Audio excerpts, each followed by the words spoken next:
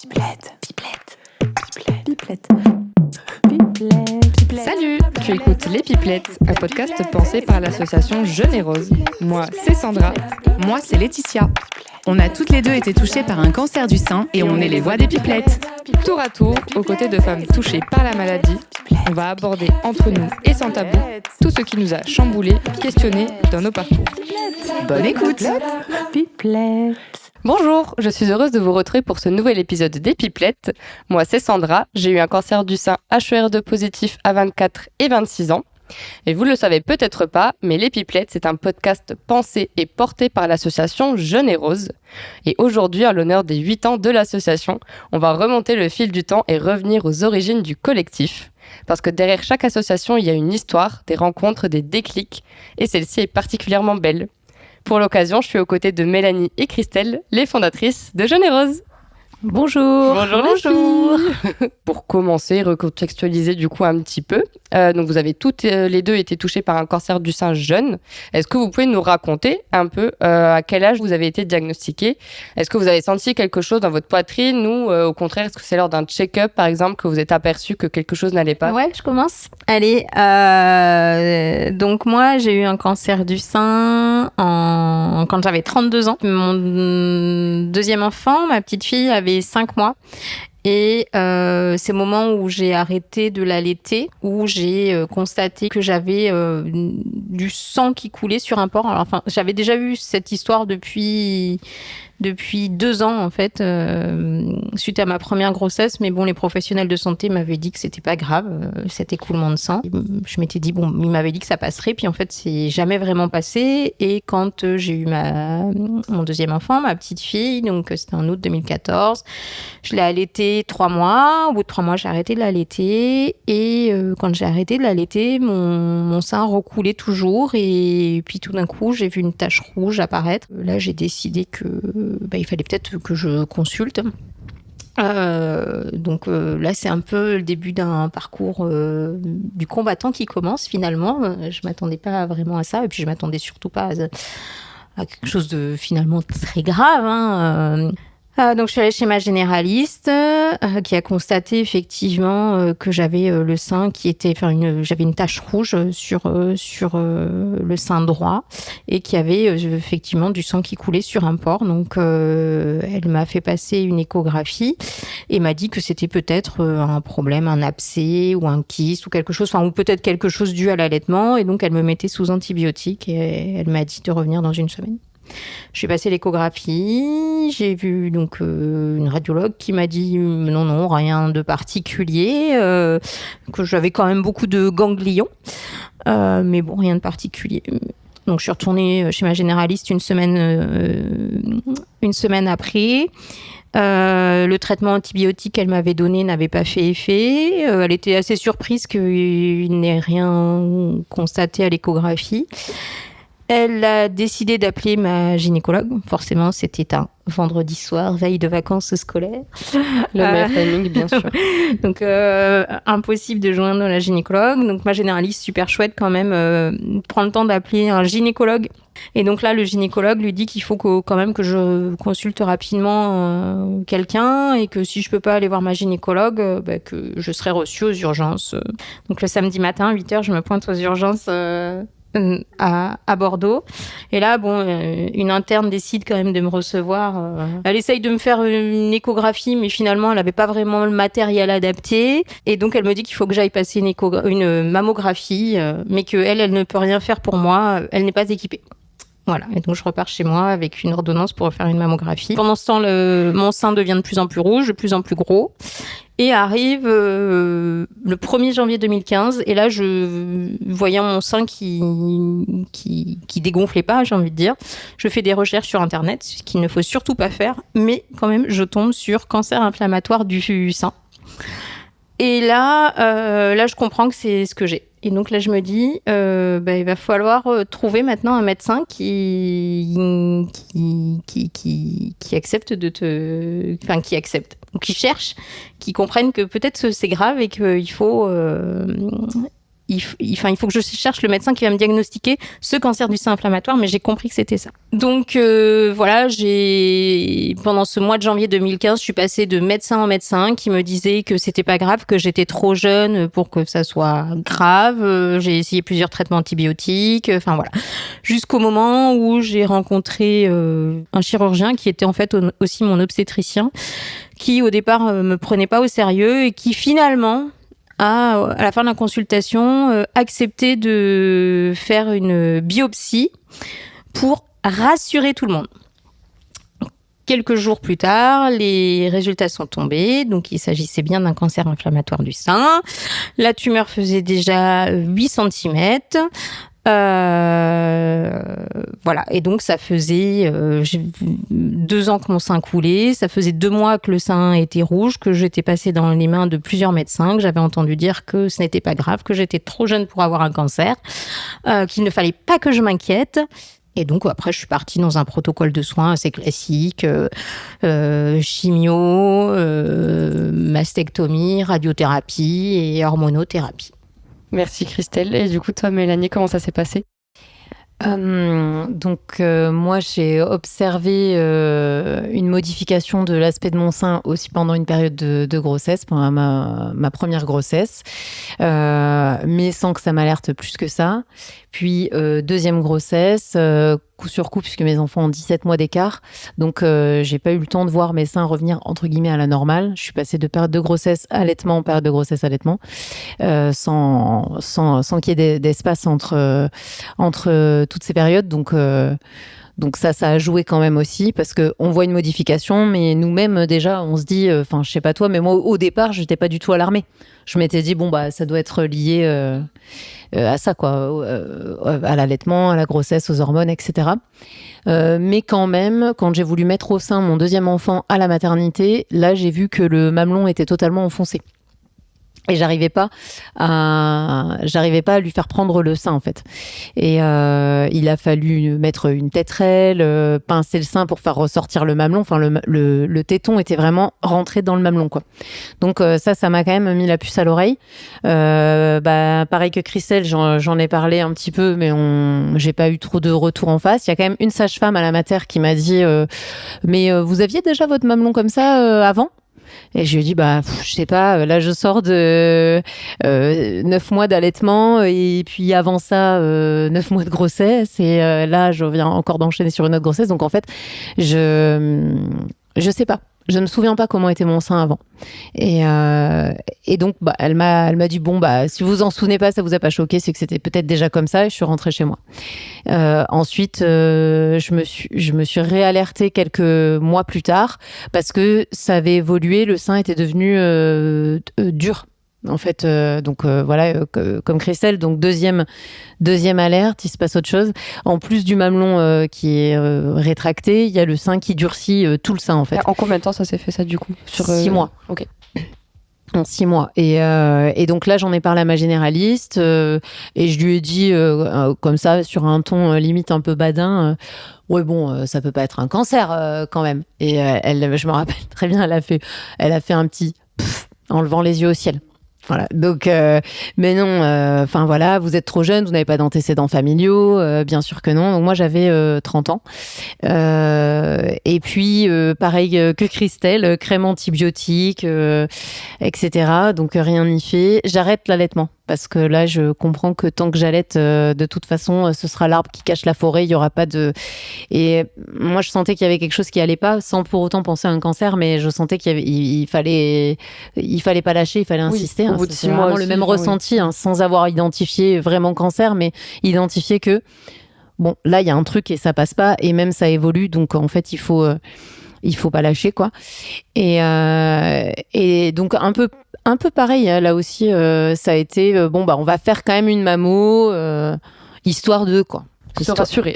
Ouais, elle m'a pas dit se rassurer, mais c'était, on va faire une mammo histoire de. Donc, la mammo, quand je l'ai faite, donc, le radiologue, déjà, premièrement, il a commencé par une échographie. Il passe l'appareil d'échographie sur mon sein et il me dit oui, il y a des restes de lactation. Vous avez allaité, évidemment, c'est Voilà. Et j'ai dit, bah oui, mais le problème, c'est que c'est pas le bon sein. Donc, Merci, monsieur. donc Allez. là, Allez. en effet, voilà, celui-là n'avait rien. Par Nickel. contre, l'autre, donc là, il switch, il passe de l'autre côté. Et là, bon, bah là, silence radio, plus personne répond, quoi. Et là, il me dit direct, bon, bah, on va faire je vois quelque chose. Enfin, il ne le dit pas direct, il y a un petit silence. Puis après, il me dit, bon, bah, je vois quelque chose, on va faire une mammo. On a fait la mammo, une mammo, 2 mammos. Horrible, là pour le coup, parce que que voilà, je pense qu'on a toutes vécu ce moment d'attente. Voilà. Et ensuite, je sors et il m'a dit, je pense que c'est rien, mais il y a quand même des chances pour que ce soit un cancer. Donc, on va faire une biopsie. Là, il y a eu un couac parce que l'annonce des résultats, le radiologue pensait que ça avait été fait, mais c'était pas fait. Ils m'ont convoqué pour un IRM 15 jours plus tard, mais moi, j'avais jamais eu les résultats de la biopsie. Et quand je suis allée pour l'IRM, je pensais que c'était pour un examen complémentaire pour essayer de comprendre ce qu'il y avait dans mon sein. Et en fait, non, ils savaient déjà que c'était un cancer et c'était pour le début du bilan d'extension, quoi. Et donc, du coup, bah, il m'a dit, en fait, il m'a parlé comme si j'étais quelqu'un qui savait déjà que c'était un cancer.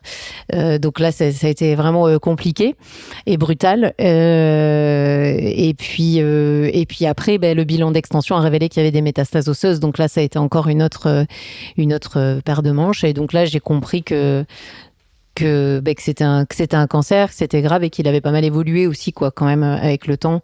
Mais bon, ça, il a fallu du temps pour comprendre tout ça, quoi. Si vous voulez écouter l'intégralité du témoignage de Mélanie et son histoire plus personnelle, vous pouvez écouter l'épisode sur le cancer métastatique. Tout à fait. Donc Mélanie a témoigné effectivement sur cet épisode avec Diane. Et si vous voulez plus d'infos, n'hésitez pas à l'écouter. Mais ça reste quand même une bonne base de savoir qu'effectivement, bah, toi aussi, comme Christelle, t'as bataillé pour qu'on te prenne au sérieux, pour qu'on t'écoute. Bah oui, parce que c'est cette expérience commune quand même au départ de cancer pendant une période de grossesse ou d'allaitement qui a été l'un des éléments fondateurs.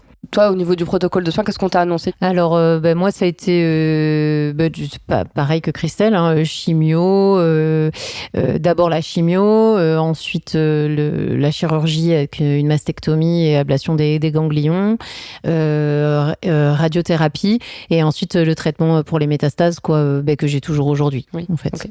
Voilà, donc j'ai la chance d'avoir toujours le même traitement depuis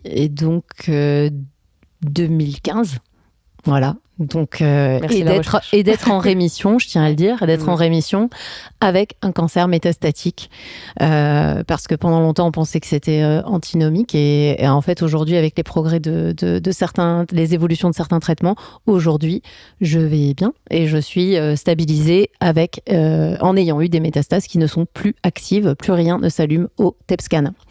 Donc C'est voilà. merveilleux. Alors qu'à la base, j'étais un petit sapin de Noël. Donc, il faut le dire, c'est possible.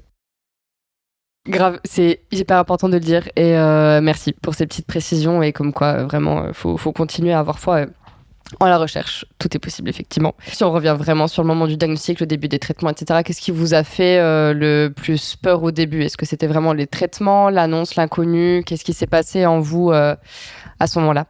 Oui, c'est l'inconnu, mais je crois qu'en fait, c'est d'être maman. Et moi, quand le chirurgien m'a dit j'ai pas de bonnes nouvelles, je lui ai dit tout de suite, il a pas dit ce que c'était, je lui ai dit c'est quoi comme cancer, parce que je m'étais déjà un peu documentée.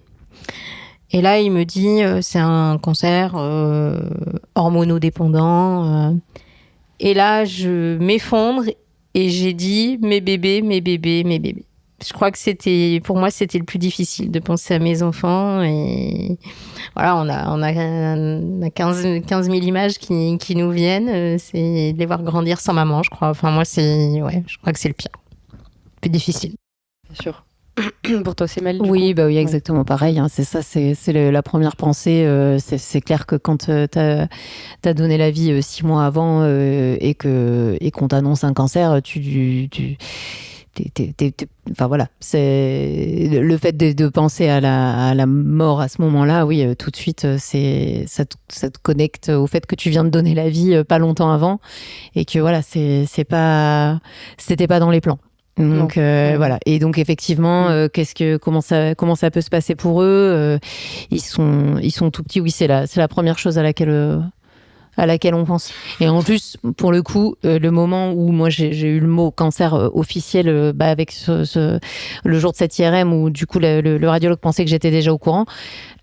Mon fils, donc qui avait 6 mois, il était dans le COSI juste à côté. Donc il était là en fait. Donc parce que il n'était pas à la crèche. Et donc ouais, c'est bien sûr, oui, c'est la première pensée. Bien sûr, c'est un bouleversement évidemment pour soi, mais aussi pour les autres et pour effectivement les enfants que vous veniez d'avoir. C'est sûr que le bouleversement est énorme. La première chimio pour vous, concrètement, comment ça s'est passé aussi, parce que c'est quand même une grande étape aussi, entre guillemets, mine de rien, de se dire, c'est le début de cette aventure, entre guillemets, de cancer qu'on n'a pas spécifiquement préparé, mais qui est là. Et comment vous l'avez vécu, cette première chimio? Ma première chimio, moi j'étais partie là, il fallait me soigner, donc j'étais très positive, j'avais qu'une hâte, c'était de commencer la chimio. Donc j'ai envie de dire, je suis arrivée pas mal service chimio, si ce n'est. On sort de la maternité où on a croisé 15 000 mamans et on arrive en chimio, effectivement, on rencontre des personnes qui sont beaucoup plus âgées et je crois que c'est ce regard pesant. Elle vient accompagner sa mère ou sa grand-mère. Mais bon, voilà, on sent en décalage, quoi. Totalement. Toi aussi, Mélanie, comment ça s'est passé pour toi? Je me souviens pas trop. La toute première chimio, je me souviens que ça a été dans le tourbillon là de l'annonce du départ, quoi. Donc en fait tout s'est enchaîné vraiment hyper vite. J'ai l'impression que j'ai appris que j'avais un cancer le vendredi et que le vendredi quelques jours plus tard on m'a posé une chambre implantable et encore quelques jours plus tard il y avait la première chimio. Donc ça fait que j'ai pas du tout eu le temps de me préparer à cette première chimio et j'ai déboulé un peu perplexe encore dans le service et tout ça. Je découvrais tout en fait, donc je le relie plus à l'annonce en fait, la première chimio. Par contre, les suivantes, après, on a mis en place tout un espèce de dispositif et de protocole pour que ça se passe mieux. Et là, pour le coup, là, j'avais anticipé un peu plus et préparé les choses. Voilà, et là, j'ai mis des mécanismes de défense en place par la suite. Mais la toute première, c'était dans le bloc annonce, ça te tombe sur la tête. Donc j'étais encore un peu abasourdie. Et voilà. Et d'ailleurs, t'es venue me voir, toi, en chimio. Oui, je me rappelle, je suis venue te voir en chimio. Et d'ailleurs, t'avais fait mettre une petite bouteille de champagne au frais. Oh, waouh! Parce que c'était la dernière. Je crois que c'était la dernière. Il y avait une petite bouteille de champagne au frais. T'avais demandé à l'infirmière, vous pouvez aller me chercher la bouteille de champagne, s'il vous plaît? Je m'en rappelais même pas en plus. Ah ouais, si, moi je m'en rappelle. Et on était tous déguisés en super-héros. Oui, c'est ça. Ouais, c'est ça. C'est trop bien. Voilà. Là, on est en train de, en plus, spoiler un petit peu tout ça, mais c'est trop bien, c'est trop bien. C'est justement ça qu'on aime dans ces petites anecdotes, finalement, que, voilà, vous avez réussi, mine de rien, malgré tout le bouleversement que c'est, évidemment, un diagnostic de cancer et notamment avec vos enfants en bas âge, etc. Vous avez puisé cette force-là et vous avez quand même réussi à vous en tirer ensemble, entre guillemets. Je sais pas comment vraiment le dire, mais voilà, enfin, vous avez trouvé une vraie force ensemble et on y reviendra évidemment plus tard parce que c'est hyper important. Pour en revenir plus au vif du coup pendant les traitements, donc Christelle, toi, comment est-ce que tu as vécu tes traitements de manière générale, parce que du coup tu disais que tu te sentais seule et que tu te sentais un peu en décalage, comment est-ce que tu as vécu? Je me sentais, oui, voilà, être un petit extraterrestre en fait. Et puis je savais pas comment faire, quoi. Je me disais, quand on sort de chimio, qu'on a juste envie de se coucher, qu'on a envie de vomir, et ma fille, voilà, elle avait 5 mois, elle faisait pas forcément ses nuits. Enfin, comment tu gères ça? Et c'était vraiment une étape finalement très compliquée.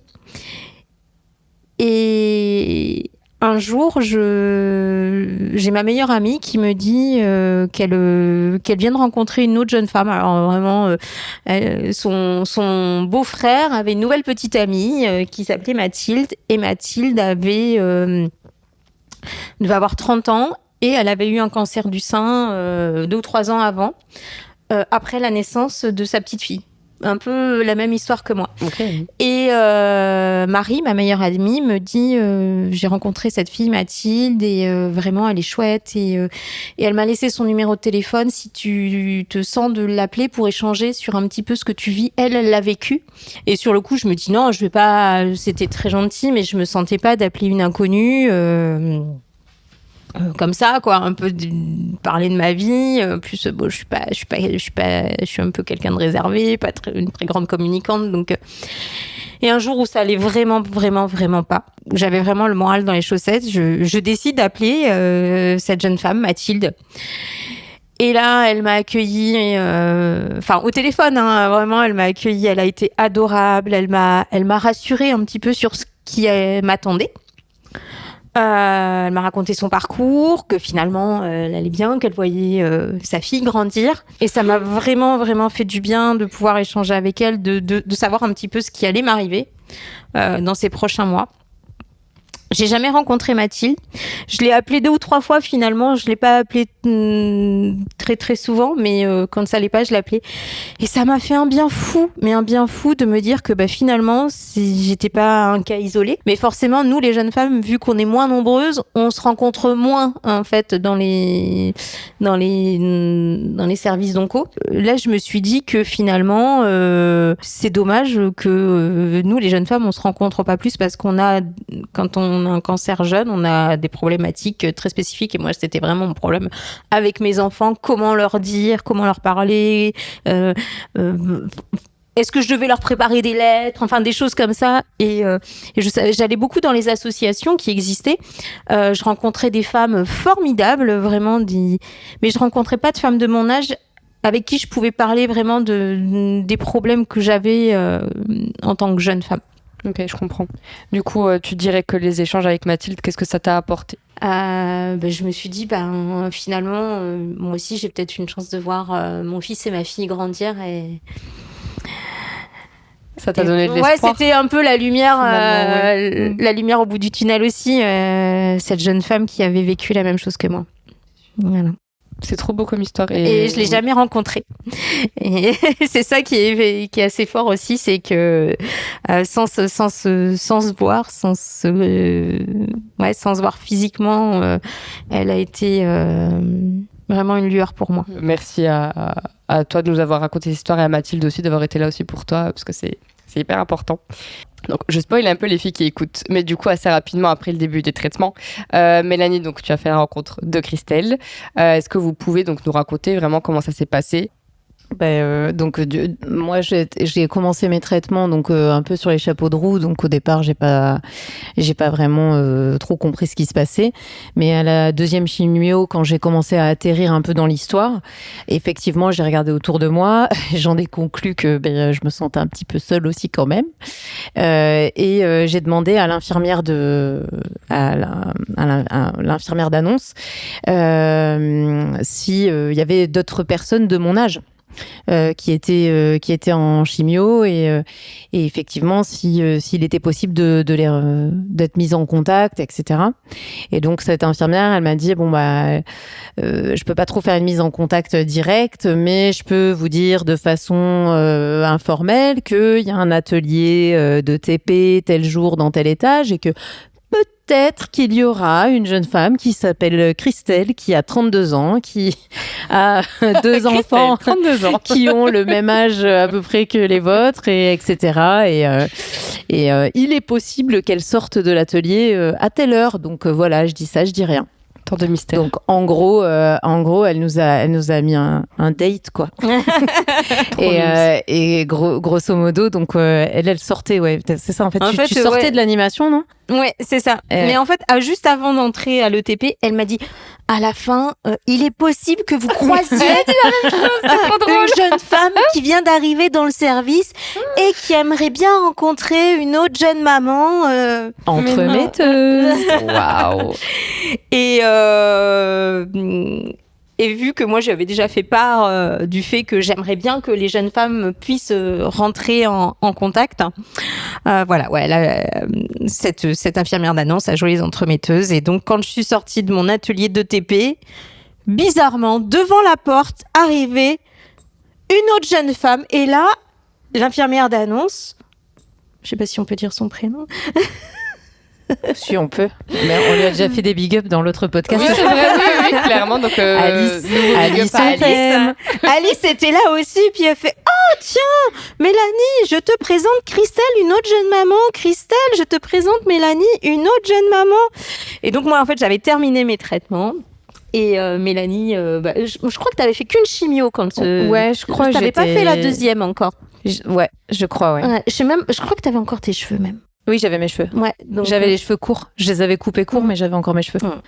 Ouais. Et là, donc, on s'est croisés dans ce couloir et tout de suite, je sais pas, ouais, salut, ouais, bon, comment là, tu vas, comment tu te sens ? Là, il y a eu une lumière comme ça, il y a une lumière qui est apparue derrière. Voilà, c'est ça. Le coup de foudre. Ouais, c'est ça. Il y a des pétales de rose qui sont tombés comme ça. Évidemment. Voilà. Non, mais ouais, il y a eu un petit flash, quoi. Ouais, il y a eu. Et en fait, je crois que tu allais à l'ETP. Ouais, c'est ça. J'y allais. On avait vraiment pas de temps pour J'étais dégoûtée. Je devais rentrer dans la.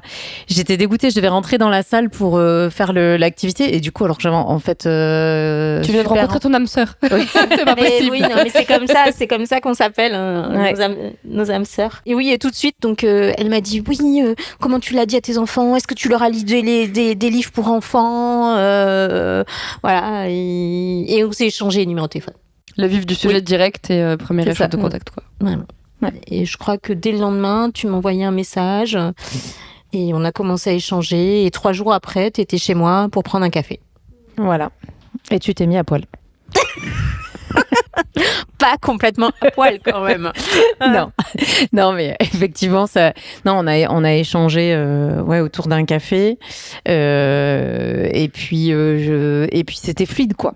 C'était fluide, comme si on se connaissait depuis toujours. Et en fait, il y avait ce truc que j'ai vu plein de fois par la suite entre plein d'autres patientes, parce que notre histoire, elle est commune avec plein d'autres histoires dans Jeune et Rose, du coup, et dans d'autres assos de patientes. Oui. Il y a cette connexion, par contre, qui n'est pas, qui est intrapersonnelle, quoi. Mais en tout cas, il y a ces connexions par le biais de cette pathologie qui fait que quand on se regarde, on se reconnaît et on connecte. Et après, le lien, il est hyper fort. En tout cas, là, sur ce moment-là, ce premier échange dans le couloir, il a été hyper fort et suffisamment fort pour qu'on sache qu'on allait rester connecté, quoi, qu'on était de toute façon, ça allait accrocher, quoi. De toute façon, peu importe la personne, quand on croise Mélanie, on l'aime tout de suite. Alors, ça c'est trop mignon. C'est tout à fait vrai, que d'amour ici, trop mignon. Ouais, non, mais alors en tout cas pour ce café chez Christelle, quoi, elle m'a accueilli chez elle. Comme deux copines qui se retrouvaient, quoi. C'était alors qu'on s'était parlé donc une demi-seconde dans un couloir et après au bout d'un moment, donc elle m'a proposé donc elle m'a fait un point sur mon parcours. Déjà, elle m'a fait un cours de cancer. Voilà. Sympa. Parce que effectivement, moi je déboulais et j'avais vraiment trop rien compris, donc même les termes HER2, hormonodépendant, tout ça, je comprenais rien du tout. Je te posais des questions, t'es quoi ? Je sais pas. Et c'est du charabia au début, c'est vrai qu'on entre dans un monde d'inconnus et c'est bien d'avoir une traductrice avec soi. Exactement. Voilà, assistance technique. Merci. Bonjour, merci. Donc ouais. Et ça. Après, Mélanie, tu savais que tu allais avoir une mastectomie. Oui. Et donc, moi, je l'avais eu 4 mois avant. Et je crois que tu avais été comme moi voir sur Internet à quoi ça ressemblait une mastectomie, quoi, finalement. Quelle bonne idée. Et quelle bonne idée. Non, pas du tout. On voit que des trucs atroces sur Internet. Et moi, j'avais la chance d'avoir une très jolie cicatrice. Et là, je lui ai dit, est-ce que tu veux que je te montre à quoi ça ressemble et est-ce que tu veux voir ma cicatrice ? Et là, elle m'a regardée avec des grands yeux. Je te revois encore assise sur mon canapé avec des grands yeux qui me fait « J'aurais jamais osé te le demander, mais si tu veux me montrer, oui, je veux bien. » Et là, j'ai levé mon t-shirt, cette belle inconnue face à moi. Comment pécho. Première leçon. Je précise que nous sommes toutes les deux mariées. Évidemment. Et là, elle me fait « Ah ouais, en fait, c'est pas du tout ce à quoi je m'attendais, quoi. » Enfin, elle avait vu des choses qui faisaient vraiment très peur sur Internet. Et là... Qui faisaient mutilation, quoi. Ouais. Et là, je voyais, en fait, là, le truc, c'est qu'aussi sur Internet, on voit que on voit généralement que des photos de cicatrices. On voit pas une personne dans son ensemble. On voit uniquement la zone où il y a eu la mastectomie. Donc, même une mastectomie qui est réussie, on voit que ça, quoi, en fait. Donc, ça donne forcément une image faussée et hyper anxiogène. Donc là, je voyais, effectivement, une femme complète, avec un sein gommé. Voilà. Oui. C'est comme s'il y avait eu un petit coup de gomme, mais ça n'enlevait en rien que je voyais une femme belle, forte, souriante, vivante, quoi. Tu pouvais t'identifier hyper à elle, vivante. quoi, finalement, et ça t'a rassuré. Voilà. Et du coup, je me suis dit, ah ouais, ok, si c'est ça, ok, ça va le faire. Ça va le faire. Oui.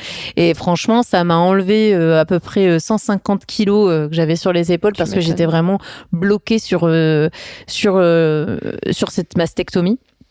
Et la perte des cheveux et tout, la chimio, je me disais, ça va être transitoire, ça va passer. Mais par contre, le truc définitif, c'est clair, c'est l'ablation du sein. Et beaucoup de choses étaient criblées là-dessus. Et donc là, c'est en une seconde, en un chemisier enlevé. Ça a enlevé vraiment du poids, un poids énorme. Et entre-temps... je sais pas si on doit le dire, mais bon, on a remontré à plusieurs reprises, n'est-ce pas ? Oui.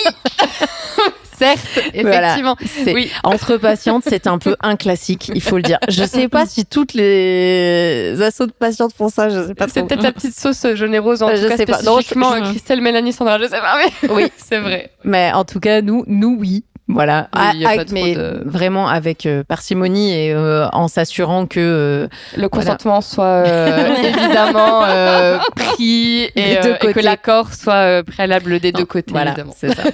Et c'est pas tout. Enfin voilà, c'est pas tous les jours non plus, mais il y a certaines situations où c'est propice et où on sait que ça peut répondre à des questions, des interrogations, et c'est juste un partage de vécu, un partage d'expérience simple, et ça peut être simple et sain quand c'est fait avec la bonne communication, etc. Et nous, c'était le cas. Il y a pas longtemps, c'était le cas aussi. Oui, avec sur un autre événement de Jaune et Rose où on était avec toi, Sandra. Oui, tout à fait. On a pu montrer 2 étapes. Exactement, oui, 2 étapes différentes dans la reconstruction, mais oui, on a pu, j'espère aussi rassurer une patiente qui. Elle est arrivée sur le stand. Elle était en angoisse et en larmes. Il faut le dire, physiquement en larmes. Et en fait, moi, c'est vrai que cette expérience fondatrice avec Christelle, je sais le bien-être qu'elle m'a apporté. Et donc, c'est vrai que je sais pas que j'ai forcément envie de me mettre torse nu dans des salles des fêtes. Mais surtout dans des salles des fêtes ou dans des salons bien-être de la femme. Mais par contre, je sais l'apport que ça peut faire à quelqu'un qui est hyper angoissé et qui va avoir des interventions de chirurgie, qui se pose des questions, qui se demande comment ça va se passer, à quoi ça va ressembler. Alors, on est toutes différentes, donc évidemment, on pose ce cadre-là.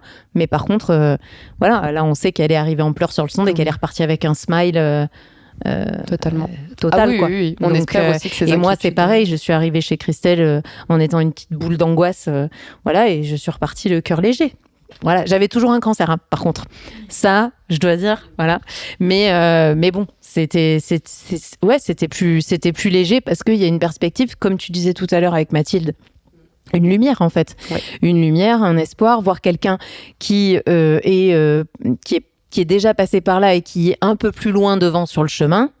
Ça te donne un horizon, en fait, et ça te tire vers l'avant. Donc, de cette conclusion-là, de ce qui était arrivé pour Christelle avec Mathilde et de ce qui venait de nous arriver, fallait qu'on en fasse quelque chose. Totalement, c'est justement ce que j'allais vous demander. Qu'est-ce que vous vous êtes dit, justement, après ces premiers échanges, après cette première rencontre, entre guillemets, en vrai, vous avez pu prendre le temps de discuter de tout ça, et qu'est-ce que ça a changé dans votre parcours réellement ? Je sais que pendant mon parcours, justement, après avoir rencontré Mathilde, j'avais dit mais en fait, ça serait génial que les jeunes femmes puissent se rencontrer. Et donc, j'avais ma meilleure amie, Marie, qui est qui m'avait fait rencontrer Mathilde, qui travaillait dans le marketing, la communication un petit peu, et elle m'a dit, je viens passer une journée avec toi et on va essayer de réfléchir à ce réseau de jeunes femmes que tu veux monter, et elle, c'est son métier, donc c'était facile, donc elle m'avait fait parler ce que je voulais, et on avait passé une journée ensemble à travailler. À la fin de cette journée, donc on avait conclu que moi, ce que je souhaitais créer, c'était un réseau de jeunes femmes, un espèce de où donc d'anciennes patientes pourraient rencontrer de nouvelles patientes qu'elles pourraient accompagner, et un réseau qu'on appellerait Jeune et Rose. Voilà. Et je m'étais dit, waouh, ça serait génial que ça existe. Ça, tu m'en avais parlé le jour du café. Et donc, voilà. Et le jour du café avec Mélanie, je lui ai partagé tout de suite mon projet. Parce que, effectivement, elle aussi, dans la conversation, je me rappelle très bien qu'elle m'avait dit, mais en fait, nous, les jeunes femmes, on est un peu mises de côté. Enfin, voilà, on a des problématiques très spécifiques par rapport à la maternité, par rapport aux enfants. Et voilà, parce qu'on se rencontre pas, il faudrait faire quelque chose. Et donc là, je lui avais dit, écoute, moi j'ai eu une idée, voilà. Mais voilà, c'était une idée comme ça, c'était pas, il y avait rien de mis en place, il y avait rien de réalisé. D'ailleurs, je ne savais pas du tout comment faire. C'était une envie. Là, et puis voilà. Comment vous est venue donc l'idée de créer une asso? Au tout départ, moi je crois que j'avais dit à Christelle, oui, c'est une belle idée et tout, mais moi je me sens pas de. C'était après en fait où si on avait dit ouais, faudrait qu'on fasse un truc pour les jeunes femmes. Oui, faudrait qu'on fasse un truc, mais on n'avait pas forcément le format associatif. En fait, toi tu commençais tes traitements, ouais, c'est ça. Voilà. En fait, c'est venu quand même 2 ans après, 1 an et demi après. Ça a cheminé pas mal. Je pense de ton côté, enfin toi, il y avait toujours cette idée de faire un réseau, de créer du lien. Nous, on est restés en contact, et effectivement, 2 ans après, moi j'ai eu un déclic quand même sur un sujet. C'est que j'ai rencontré une gynécologue spécialisée du cancer du sein, et je lui ai dit, moi j'ai pas eu de chance parce que, enfin je pense que j'ai pas eu de bol parce que j'ai eu un symptôme qui est très très très rare, quoi, ce qui est le mamelon rétracté, et je pense que c'est très très rare parce que j'en ai parlé à plusieurs sages-femmes et que toutes les sages-femmes ne savaient pas que c'était un symptôme de cancer du sein, donc je pense que c'est très rare. Et la gynécologue m'a dit, ah mais alors là, pas du tout, c'est pas du tout un symptôme rare, absolument pas. C'est même un des symptômes les plus, enfin ça fait partie des symptômes classique en fait du cancer du sein, mais effectivement c'est vrai que dans le contexte d'une période de grossesse et d'allaitement et auprès des sages-femmes, c'est peut-être pas forcément connu. Il faudrait en parler, il faudrait peut-être faire une conférence. Vous pourriez faire une conférence où vous porteriez votre témoignage, et j'avais parlé de l'histoire de Christelle aussi du coup, puisque moi en fait l'écoulement sanguin sur un port, c'est symptomatique d'un cancer du sein aussi. Voilà. Donc elle m'a dit, vous pourriez porter toutes les deux vos témoignages et faire une conférence à destination des professionnels de santé, peut-être plus particulièrement des sages-femmes, pour leur partager votre vécu. Et si vous voulez, je pourrais vous soutenir et je pourrais témoigner. Donc cette gynécologue, c'est Bérangère Arnal, et donc c'est elle qui a mis cette idée-là. Enfin voilà. Et là, donc j'ai rappelé Christelle et je lui ai dit, tu sais, voilà, je viens d'avoir cette conversation. Il y a cette idée de faire une conférence sur le cancer du sein pendant la grossesse et l'allaitement. Mais moi, je vais pas le faire toute seule. Donc, est-ce que tu viens avec moi? Est-ce qu'on fait ça ensemble? Et puis, on est parti là-dessus. C'est vraiment le projet Alerte Rose qui était fondateur. Et parallèlement, les rencontres entre patientes ont commencé aussi. Voilà. On a fait notre première rencontre entre patientes, première tétonnante à Bordeaux. Je me rappelle, c'était au Chartron. Mais on était super nombreuses. On était 12-15 jeunes patientes. Ouais. C'était... Ouais, c'était un moment hyper émouvant parce que du coup, on n'était plus que toutes les deux, quoi. En fait, c'était la première fois où on n'était pas que toutes les deux. Et qu'il y avait plein d'autres filles qui vivaient la même chose. Ça nous a conforté dans nos orientations, enfin dans notre idée mais notamment sur la prévention, parce qu'on a toutes eu ce même constat. Et toi, tu savais, mais non, moi je savais pas, j'ai eu ça, mais bon, je pensais pas, etc. Mais tu connaissais les symptômes? Ben non, pas du tout. Ah ouais, toi non plus. Enfin voilà. Donc en fait, il y avait ce partage de vécu et qui vivaient pas tout à fait la même chose aussi. C'est là aussi on s'est rendu compte qu'il y avait pas que le cancer du sein pendant la grossesse ou l'allaitement. Il y avait aussi tous les enjeux de toutes les femmes qui vivent un cancer du sein dans la trentaine, la vingtaine, qui ne sont pas encore mamans et qui soit peuvent pas le devenir, soit y parviennent mais par des parcours hyper compliqués. Enfin là, on a commencé à dresser des listings de toutes les sujets, des problématiques vraiment des jeunes femmes. Voilà, c'est ça. Certaines qui pouvaient être étudiantes, avoir le cancer pendant les études, d'autres qui avaient des projets d'adoption, des parcours d'oncofertilité super lourds, enfin voilà. Et donc là, on s'est dit ah ouais d'accord, donc en fait, on n'est qu'au début de l'histoire quoi. Il y a beaucoup beaucoup à faire et qu'il faut le faire en collectif et pas en démarche individuelle. Ça a été aussi pour moi le déclencheur cette première rencontre, de dire bon bah là voilà, on voit que en n'étant pas 2 mais 10 à parler du même sujet, on a des angles de vue hyper pertinents, très enrichissants, beaucoup plus larges. On voit que nous on est cancer et grossesse, mais là on entend que y a plein de filles qui ont d'autres problématiques que le cancer pendant la grossesse et qu'il faut absolument les traiter. Voilà, donc là, on s'est rendu compte de la force du groupe. En fait, il y avait plein de ramifications et plein dans le sujet, de sous-sujets, et qui méritaient tous d'être traités et d'apporter une réponse. Et donc, du coup, Christelle, elle temporisait beaucoup. Et donc, ça a fait que les idées, au lieu qu'elles fusent dans tous les sens, elle m'a aidée. Enfin, on s'est aidé l'une l'autre à faire du tri et à identifier 3 grands axes et à se structurer. Et on a dit, bon, stop, ça part dans tous les sens, il y a plein d'idées, il y a plein de choses à faire, il y a plein de constats sur tout ce qui manque, mais comment on s'organise pour le faire? Et ça, c'est vraiment Christelle qui a apporté le cadre. Et je me souviendrai toujours que tu m'as dit à un moment donné, bon, tu veux faire quoi? Pour qui? Comment? Voilà. Et là, on a dit, on veut parler aux professionnels de santé. Parce qu'on veut plus entendre, vous êtes trop jeune pour avoir un cancer du sein. On veut discuter avec eux de comment on peut améliorer les prises en charge, les parcours de soins. Ok, c'est le projet de sensibilisation des professionnels de santé, Alerte Heureuse. On a fait un film, on en fera d'autres. Voilà, c'est le premier projet.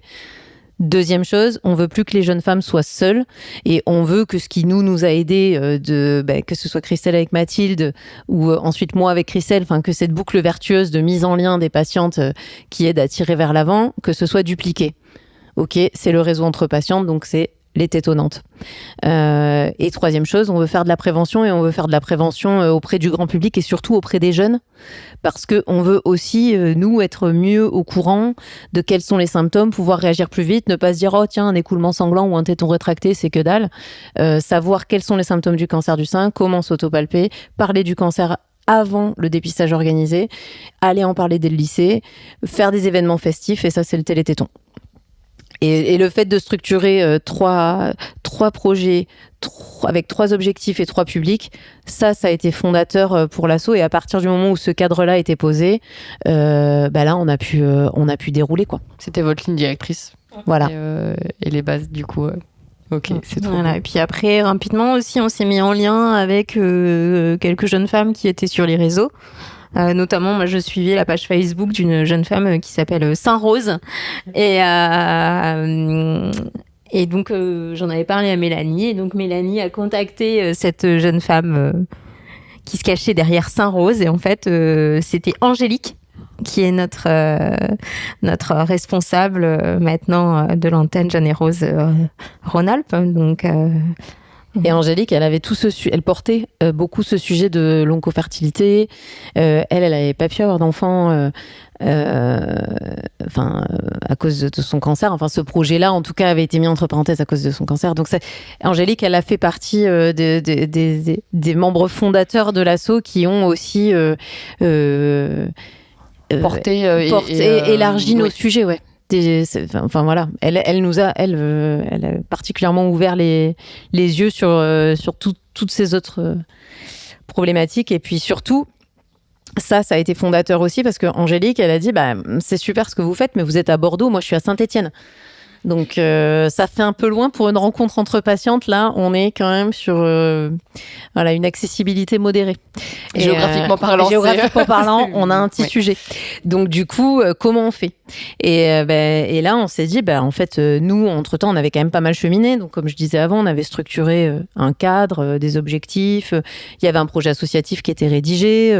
Et Angélique, elle a pris, elle a rencontré Alice aussi. Hein. On était très actifs sur les réseaux pour se faire connaître. Et effectivement, il y avait Alice qui nous avait contactés, qui était du côté de... Qui était pas loin de chez Angélique. Et du coup, on les a fait se rencontrer, en fait, toutes les deux. C'est ça. Et elles deux ont été les 2 premières ambassadrices de Jeune et Rose. La création de quelque chose de nouveau, ça amène toujours des premières fois, des choses qui sont un peu marquantes. Est-ce qu'il y a vraiment un moment qui vous a marqué ou par exemple, la première activité que vous avez proposée, la première intervention ou la première tête-tenante, est-ce qu'il y a vraiment un moment qui vous a vraiment marqué ? Moi, il y a un moment qui m'a marqué. C'est quand on a fait le premier salon des caféiteuses à Lyon, qui était au centre Léon Bérard. Et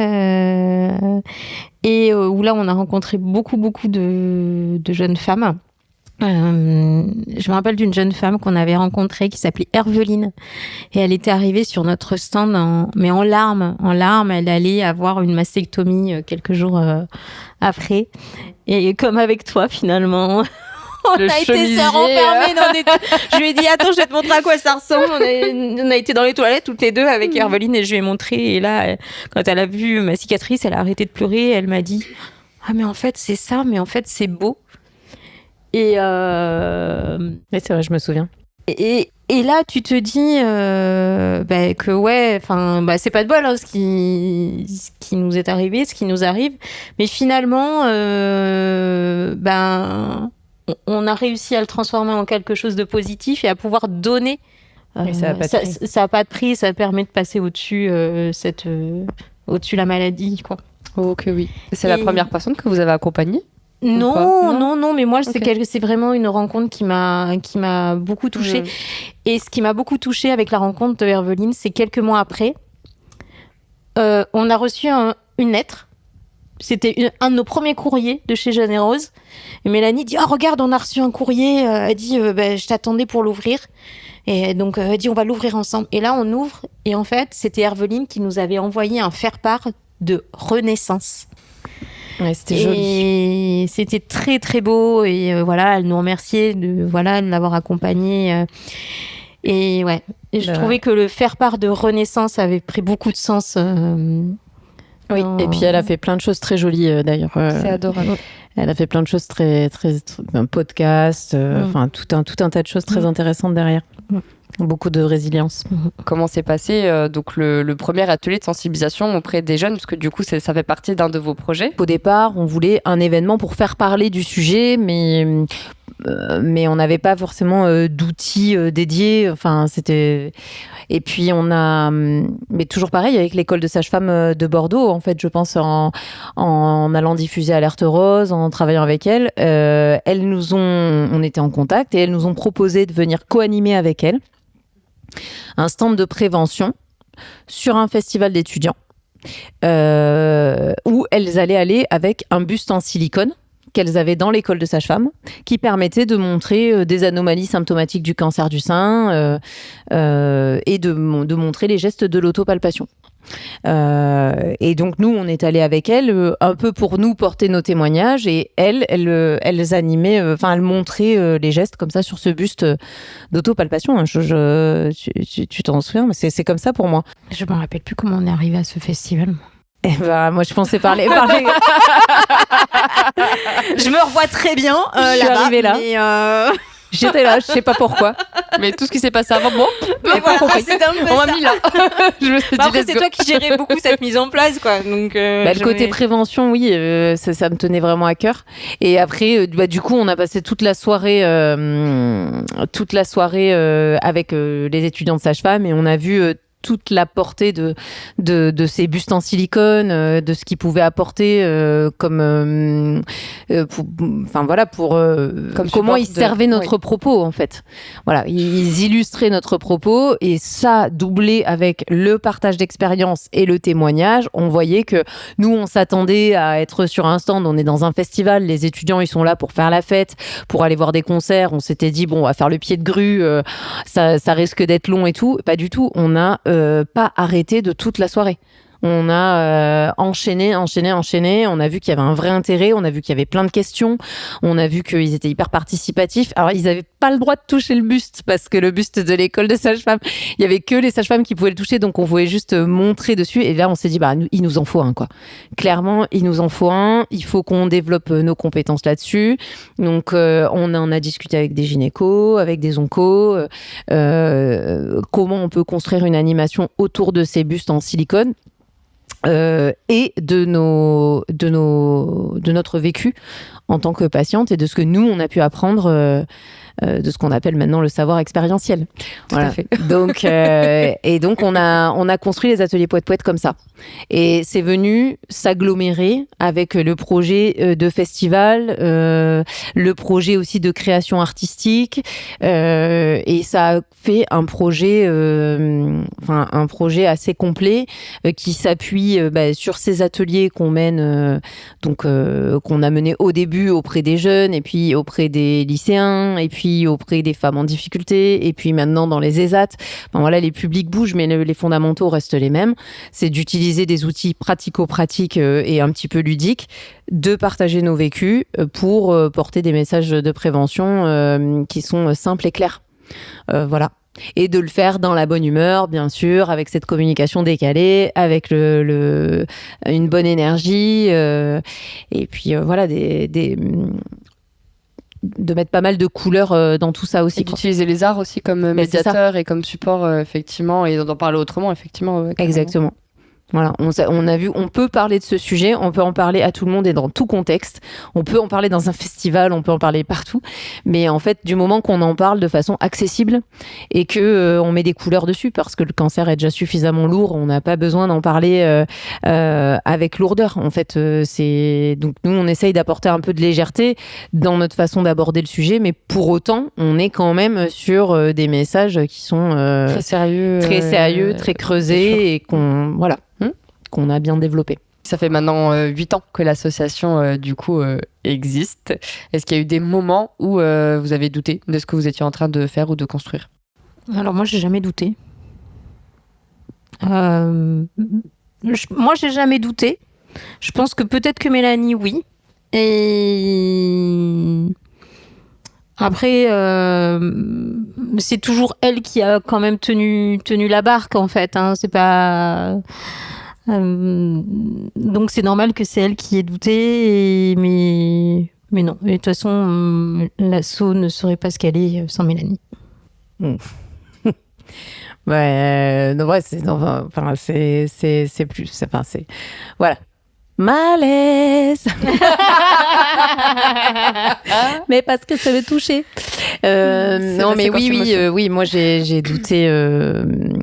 J'ai douté bien sûr à plein de reprises, mais c'est vrai que d'avoir quelqu'un qui tient le cap et qui doute pas à côté, ça permet d'avancer et de dépasser ça. Mais si, il y a plein de moments. Je me rappelle d'une fois où un événement, une édition du Téléthon, on avait cravaché comme pas possible, et on a fait 70 entrées dans une salle qui contenait 1200 places. Voilà. Donc là, après 6 mois de travail acharné, et donc là, moi, j'étais vraiment pas bien. J'étais vraiment hyper mal pour les bénévoles qui s'étaient déplacés, pour tout. Et je me rappelle que Christelle, et je me disais, il faut que j'annonce à Christelle qu'il y a que 70 personnes quoi en fait. T'avais peur en fait. Ah bah oui, j'avais peur parce que, j'avais peur parce que j'étais tellement déçue et je voulais pas que tu sois déçu aussi. Et aussi parce que il y avait de l'énergie humaine, il y avait aussi de l'énergie financière, hein, évidemment, pour construire un événement comme ça. Et donc que c'était elle qui gérait les finances, et je me disais oulala, là, je vais me faire taper sur les doigts parce que là, parce qu'elle m'avait alertée. C'est pour ça.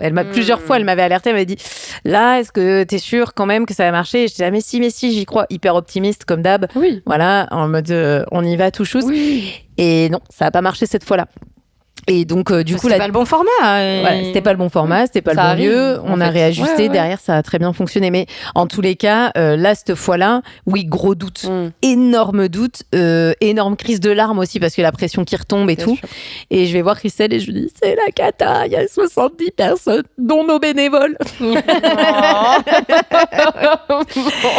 Et j'étais en larmes et elle m'a dit, mais t'inquiète, on va, c'est pas grave, c'est juste une étape. Et puis, il y a que ceux qui font rien qui ne loupent rien. Totalement. Donc, ouais. Et on va tenir compte, on va prendre, du coup, ça nous permet de savoir ce qui fonctionne pas. Donc c'est très bien, on le refera pas. Donc pas de souci. Et là maintenant, on va passer une bonne soirée parce que de toute façon, on est là. Bah oui, tant qu'à faire. Il y a des gens bien et donc on y va, on va kiffer quoi.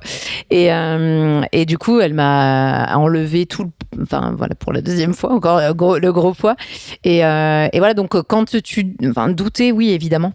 Sur 8 années de projet, il y a des réussites et des échecs, mais effectivement, quand l'autre croit en toi à fond la caisse, même si toi tu as des petits doutes, tu t'accroches à ces certitudes et puis ça passe.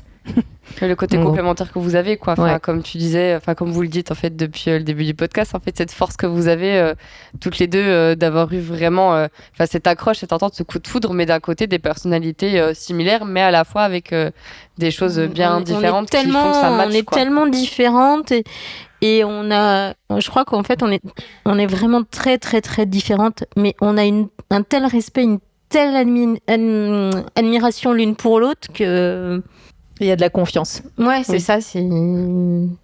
Quelle mission, du coup, aujourd'hui, vous occupez maintenant dans l'asso? Moi, je suis plus vraiment dans l'asso. Hein, oui, tu disais que tu avais ouais, voilà, parce que par choix de vie finalement, et qu'il y a quand même beaucoup de jeunes femmes qui ont rejoint l'asso et qui avaient plus de temps et peut-être plus d'énergie que moi à un moment. Donc ouais, j'ai un peu quitté l'asso, même si j'ai toujours un œil dessus. Et voilà, je regarde toujours tout ce qui se passe. Et puis... Et que tu es présidente d'honneur à vie. Je suis présidente d'honneur c'est à vie. marqué dans les statuts. Donc, excuse-moi. Mais quand même. Oui, voilà. Donc, oui, peut-être. Mais bon, ça reste de l'administratif. Après, j'ai envie de dire... je suis peut-être un peu le petit rocher à Mélanie. Il y a quelques mois, je crois que tu m'as appelé en me disant faut que je te parle de notre bébé. C'est compliqué. Voilà. Et voilà, elle m'a appelé en me disant ça. Et j'ai dit, écoute, on va avancer sur ce qui va pas, quoi. Enfin, en fait, c'est devenu un gros bébé très, très chronophage qui a besoin de beaucoup de soupe. Et donc, non, mais c'est vrai que des fois, il y a beaucoup, beaucoup de travail. Et donc, il y a effectivement des moments... là, il y a eu un moment où j'avais besoin de son aide parce que j'avais besoin de retrouver un équilibre. Et donc, non, t'es toujours là. Effectivement, c'est vraiment le pilier. Je suis pas là au quotidien. Je suis plus là au quotidien. Mais voilà, ça reste. Ouais, non, mais quand je dis c'est un bébé, c'est vraiment un enfant, quoi, qui pour moi maintenant vit sa vie avec d'autres personnes, mais je suis toujours là, quoi. Trop mignon. Parce que du coup, toi, Mélanie, et moi, moi, je suis toujours au quotidien dans l'asso. Je suis salariée de l'association. Je suis donc en plein temps dans l'asso. J'occupe le poste de directrice de l'association, quoi. Donc, il y a une équipe il y a 10 salariés, il y a 120 bénévoles, 120 ambassadrices, 120 ambassadrices et le nombre de bénévoles. Et le nombre de bénévoles encore beaucoup plus large, Oui. puisque chaque ambassadrice doit avoir une petite dizaine de bénévoles autour d'elle à peu près. Enfin, ça dépend des régions, mais en moyenne. Et donc, oui, voilà, c'est sûr que plus tous les projets, etc., ça fait du taf, quoi. Mais voilà, donc moi, c'est devenu mon travail, ma passion, mon travail, tout, enfin, c'est un peu tout dans ma vie, quoi. Ma famille est impliquée dedans, mes enfants baignent dedans à 100%. Mon père est l'un des bénévoles les plus actifs. Effectivement, merci Lucio pour tout ce qu'il fait. On lui dit merci. Et ma mère aide aussi et vient sur les grands rendez-vous régulièrement. Enfin voilà, toute la famille est dedans. C'est une extension de vous, finalement. Enfin, exactement. Voilà, c'est ça. Mais pas que de nous. C'est-à-dire que... voilà, aujourd'hui, comme disait Christelle, ça nous dépasse aussi. Oui. Nous, il y a ce qu'on a impulsé et ce qu'on continue de porter aujourd'hui à notre échelle. Mais l'asso a dépassé nos échelles individuelles et notre histoire, à toutes les deux, pour être l'histoire de centaines de Pinkettes, quoi. Comment vous le vivez, justement, cette évolution et le fait que ça ait pris autant d'ampleur aujourd'hui et que ça continue d'être le cas? Moi, je le vis bien. Hein. Je le vis. Moi, je le vis bien. Hein. Non, ça va. Non, oui, moi, je le vis super bien parce que pendant un temps, effectivement, les sentiments des fois de doute qu'on a pu évoquer tout à l'heure, il est lié au poids de la charge aussi de gérer un projet comme ça à que 2 personnes. Et même s'il y avait des bénévoles qui étaient de passage, etc., c'était toujours nous qui étions quand même là pour, nous et puis ensuite donc Angélique, Alice, Cricri, il y a eu plein d'autres personnes, mais en tout cas, on était un petit groupe. Donc en fait, moi, je me sens plus rassurée maintenant qu'il y a autant de personnes parce que, comme a dit Christelle, voilà, il y a des nouvelles énergies qui sont rentrées dans la boucle et du coup, on se dit que même si demain on n'était plus là, eh ben l'histoire va pas s'arrêter, quoi. L'histoire s'arrêtera pas là maintenant. C'est tout. Et l'histoire, elle va continuer parce qu'il y a beaucoup plus de bras pour la porter, pour la tenir, pour la faire avancer. Et donc, du coup, ça, moi, je le vis bien. C'est quelque chose qui m'apaise de me dire... parce que pendant un temps, la pression était, il faut pas qu'on ait fait tout ça pour rien, quoi. Faut pas que ça retombe comme un château de cartes. Ouais. Et en fait, là, aujourd'hui, je suis plus sereine en me disant que je pense que les bases que nous, on a construites sont solides et que, du coup, ce sera toujours nous, les bases. Ça, on nous enlèvera pas notre petit bébé, mais on est bien contente que ce petit bébé prenne son autonomie, son envol et soit le bébé de plein d'autres personnes qui sont les ambassadrices, qui portent à bout de bras ce projet partout sur leur territoire, qui le portent bien et qui le font grandir. Totalement. Et ouais, moi c'est vrai que c'est parti. On était 2 au départ et maintenant c'est vraiment c'est une aventure de plusieurs dizaines de personnes, quoi, de plusieurs centaines de personnes, de jeunes femmes, et c'est un vrai collectif. Et finalement, voilà, c'est pas une aventure personnelle, en fait, généreuse. Ce qu'on voulait, c'était créer un collectif, vraiment, et on a réussi, quoi. Et vous l'avez fait, clairement. Voilà. Et donc, ouais, moi, je suis fière de l'ampleur que ça a pris, mais voilà, j'avais envie de donner ça à toutes ces jeunes femmes. Voilà, donc je l'ai fait et maintenant c'est ces jeunes femmes qui se l'approprient et qui continuent de le faire perdurer. Et ça, c'est chouette, quoi. Carrément, c'est le petit flambeau. Oui, mais voilà, c'est ça, c'est le flambeau. Voilà, nous on allumait le flambeau et maintenant, voilà, le flambeau se transmet. Et la flamme est toujours là. C'est beau. Non, c'est hyper beau. Franchement, j'ai presque des petites larmes, Michette. C'est trop choupi. Et c'est hyper beau. J'ai juste m'arrêter là parce que voilà. Mais du coup, justement, le fait d'avoir créé un peu ce réseau de patientes, d'avoir accompagné autant de patientes en tant que patiente vous-même, qu'est-ce que ça vous fait? Qu'est-ce que ça vous a fait? d'à la fois être patiente et de gérer autant de patientes, comment vous le vivez et comment vous l'avez vécu. Et surtout, effectivement, est-ce que vous arrivez à pas vous projeter sur des nouvelles négatives? Et ça, j'allais y venir après. Mais dans un premier temps, déjà, qu'est-ce que ça fait, le fait d'être une patiente et de gérer un collectif de patientes? Non, bah après, ça, j'ai envie de dire, de donner et de recevoir autant, ça te nourrit en permanence, en fait. Et même moi, si je suis plus dedans, j'ai tout ce que j'ai pu recevoir à cette période-là, mais ça continue de me porter et de me nourrir, quoi. Tu vois, il suffit que je repense à ces bonnes années, enfin, ces années où j'étais beaucoup plus présente dans l'asso, où j'ai tellement reçu parce que j'ai donné. Ouais, je sais pas, ça me remplit d'émotions, en fait. De la Encore gratitude, aujourd'hui. de la joie, de la reconnaissance. Ouais, voilà, c'est ça.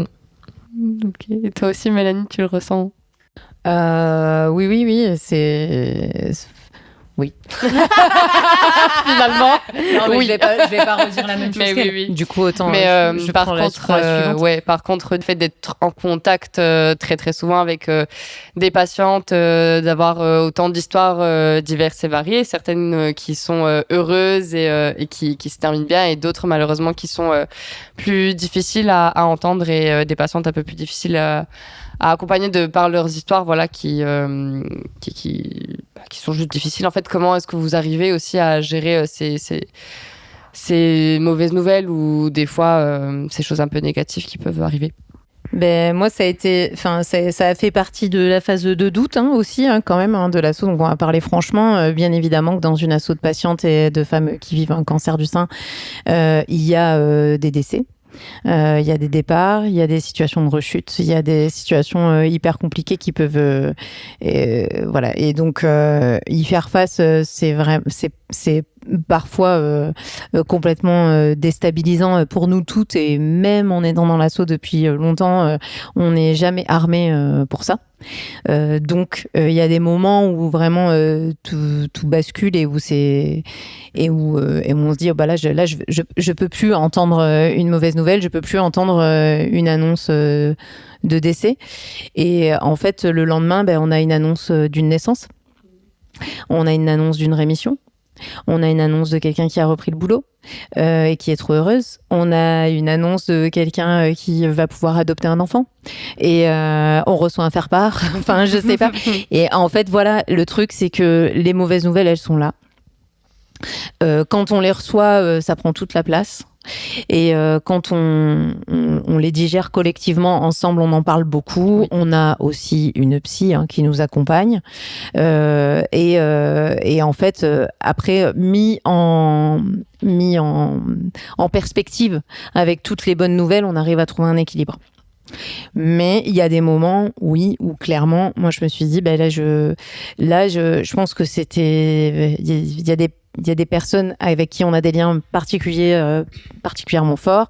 Voilà, l'année dernière, on a perdu Aurélie, qui était une membre du conseil d'administration, mais il y a eu plein de filles qu'on a perdues, et toutes les filles qu'on a perdues, à chaque fois, c'est un traumatisme.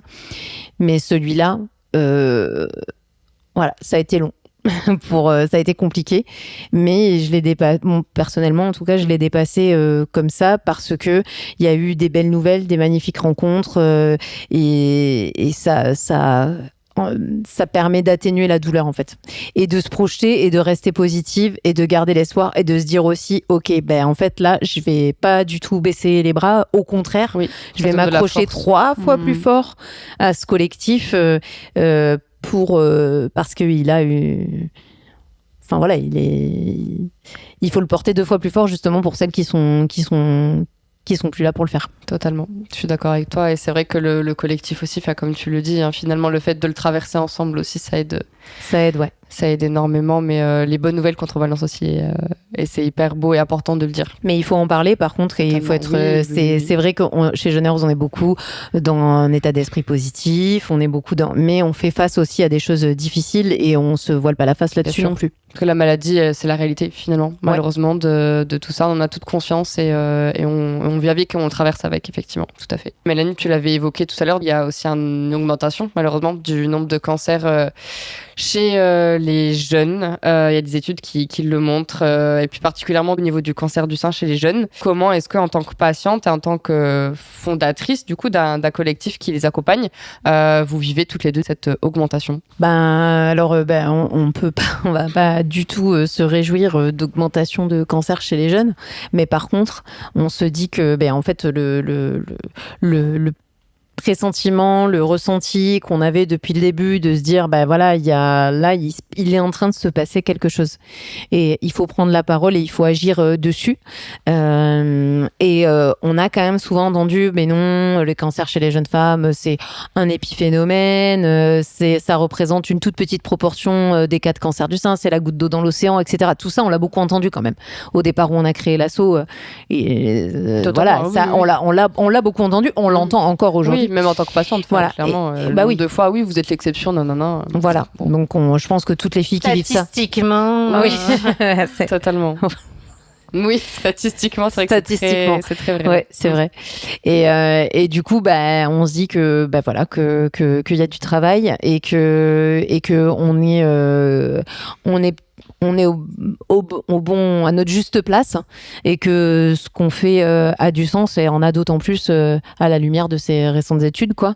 Et que en plus, et ça c'est plutôt une bonne nouvelle, aujourd'hui, justement parce que l'asso s'est développé comme ça, on a peut-être les moyens de prendre la parole et d'agir face à ces mauvaises nouvelles et d'essayer d'apporter notre pierre à l'édifice pour faire face à ce constat, quoi. Peut-être d'avoir du poids pour essayer de changer les choses, peut-être. Voilà. Croisons les doigts, carrément. Ok. Qu'est-ce que vous espérez donc maintenant pour la suite de Jeunes Leaders, pour ce gros bébé qui déploie ses ailes Et que ça continue. Oui, que ça continue et que j'ai envie de dire. Je pense pas que l'asso puisse s'arrêter parce que malheureusement, on n'arrêtera pas le cancer. Par contre, toutes ces jeunes femmes qui rejoignent l'aventure Jeune et Rose, petit à petit, qu'elles poursuivent pour celles qui vont arriver. C'est hyper beau, merci. Qu'est-ce que tu espères pour la suite de Jeune et Rose, Mélanie Coursier, ici présente? Donc là déjà, Jeune et Rose s'est développé quand même énormément dans toute la France. Donc ce qu'on peut lui souhaiter, c'est de continuer et puis peut-être de dépasser les frontières de la France.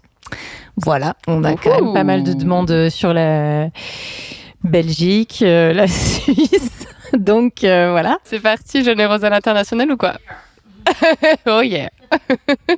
Qu'est-ce que vous diriez à la Mélanie et à la Christelle de 2015 qui débutaient tout juste leur parcours de soins? Déjà qu'elle n'est pas seule, qu'elle ait confiance.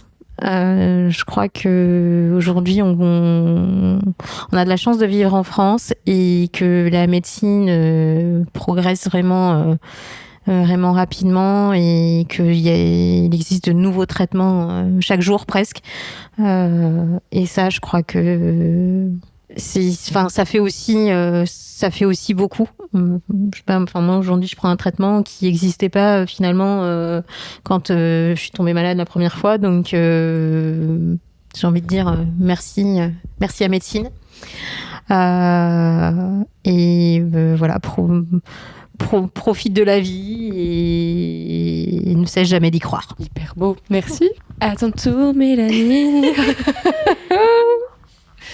Si tu revoyais Mélanie full dreadlocks, c'est... Oui, alors j'avais pas du tout de dreadlocks à ce moment-là. Ah, mince, c'est ma pardon. petite folie de repousse de cheveux. D'accord. Donc qu'est-ce que je dirais, ça poussait pas assez vite en fait. Ah oui. Donc j'ai mis des rajouts. Ouais. Donc qu'est-ce que je dirais à la Mélanie de 2015? Je pense que je lui dirais t'es pas prête. T'es pas prête. Non, mais non, sans blague, déjà, je lui dirais tu vas avoir 40 ans. Voilà. Tu vas avoir 40 ans. Tu vas voir grandir tes enfants. Tu vas voir ton fils avoir 10 ans. et ta fille entrer au collège. Ça, avec tout ce que ça représente. Mais en tout cas, ouais, je lui dirais que en fait, le temps va passer et que elle sera toujours là et que voilà, il faut s'accrocher. Moi aussi, par rapport à ce que tu as dit, j'ai envie de dire... un jour, ton fils sera plus grand que toi. Oui. Et ouais, ça y est, il me toise. Mais oui, pour les jeunes femmes que vous étiez du coup au moment du diagnostic, qui venaient d'avoir leur petit bébé et qui avaient tous les doutes et toutes les peurs, les inquiétudes qui étaient complètement légitimes que vous avez ressenties, aujourd'hui effectivement vous pouvez regarder en arrière en vous disant waouh, le chemin parcouru est assez fou et d'être fière et d'être hyper heureuse, ouais, juste d'être là et de voir vos enfants grandir, c'est hyper beau et touchant, donc merci. Magnifique. Et pour terminer vraiment, qu'est-ce que vous direz du coup aux jeunes femmes qui nous écouteraient peut-être et qui viennent d'apprendre leur diagnostic ? Qu'elles s'accrochent et qu'elles s'accrochent les unes aux autres et que c'est effectivement dans le collectif qu'on peut arriver à trouver la force qui parfois nous manque. Qu'on n'est pas obligé d'être une guerrière, qu'on n'est pas obligé d'être constamment dans le combat et qu'on n'est pas obligé d'être archi positive tout le temps non plus. Oui, et merci. Qu'on peut aller puiser par contre de la ressource auprès des autres ou pas, qu'on a chacune son moment aussi, que l'engagement, le fait d'aller trouver du réconfort dans une asso, c'est pas forcément une évidence pour tout le monde, et c'est pas forcément sur le timing que on nous propose. Parfois c'est pas pendant les traitements, parfois c'est après, mais qu'il faut pas hésiter à venir pousser la porte des associations parce que ça peut vraiment faire une grosse diff. Ah oui. Voilà. Okay. Merci Mélanie, merci Christelle d'avoir partagé avec nous l'histoire de Jeune et Rose, mais surtout d'avoir créé un collectif qui change tant de vies. 8 ans plus tard, le chemin parcouru est incroyable et l'aventure est loin d'être terminée. Si vous aimez écouter les pipelettes, est-ce que vous saviez que vous pouvez noter le podcast et le commenter ? Alors n'hésitez pas à réagir si vous voulez nous soutenir. On se retrouve très vite pour un prochain épisode et n'oubliez pas, si vous êtes ou vous avez été touché par un cancer du sein, on organise des rencontres entre patientes dans toute la France. Retrouvez toutes les dates sur notre site internet ou sur notre compte Insta Jeune et Rose. D'ici là, prenez soin de vous. Pipelette.